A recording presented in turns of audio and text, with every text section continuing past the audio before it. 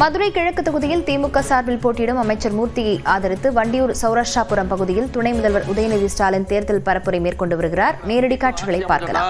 மகளிர் உரிமை தொகை 1000 ரூபாயிலிருந்து 2000 ரூபாய் உயர்த்தி தருவேன்னு வாக்குறுதி கொடுத்திருக்கிறோம்.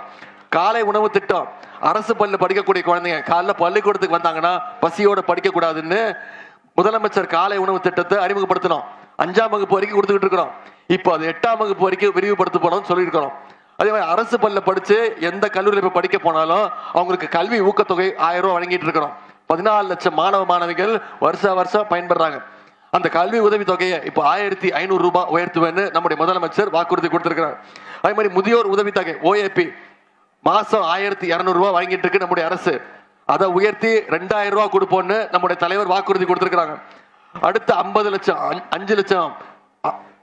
50 லட்சம் இளைஞர்களுக்கு அடுத்த 5 ஆண்டுகள்ல வேலை வாய்ப்பு திட்டம், அடுத்த 5 வருஷத்துல 35 லட்சம் கல்லூரி மாணவ மாணவிகளுக்கு லேப்டாப் கொடுப்போம்னு வாக்குறுதி கொடுத்திருக்கிறோம். அடுத்த 5 ஆண்டுகள்ல 10 லட்சம் கலைஞர் கனவு இல்லம் கட்டப்பட்டு யாருக்கெல்லாம் வீடு இல்லையோ அவங்க அத்தனை பேருக்கும் கலைஞர் கனவு இல்லம் திட்டத்தின் கீழே வீடு வழங்குவோம் அப்படின்னு வாக்குறுதி கொடுத்திருக்கிறோம். இது எல்லாத்தை விட முக்கியமான வாக்குறுதி உங்களுக்கு தெரியும். ஆட்சி அமைஞ்சோன்னு நம்முடைய முதலமைச்சர் அவர்கள் ஒவ்வொரு மகளுடைய கைகள்லயும் 8000 ரூபாய் நம்முடைய முதலமைச்சர் அவர்கள் கொடுத்துருவாங்க. அந்த 8000 ரூபாய் பயன்படுத்தி நீங்க உங்க வீட்டுக்கு தேவையான மின்சாதன பொருட்கள் எதுவா இருந்தாலும் அதை நீங்களே முடிவு பண்ணி வாங்கிக்கலாம்னு நம்முடைய முதலமைச்சர்கள் சொல்லியிருக்கிறாங்க. இதெல்லாம் நிறைவேற்றி கொடுக்கணும்னா வர்ற சட்டமன்ற தேர்தலில் இந்த மதுரை கிழக்குல உதயசூரியன் போட்டோ இல்ல,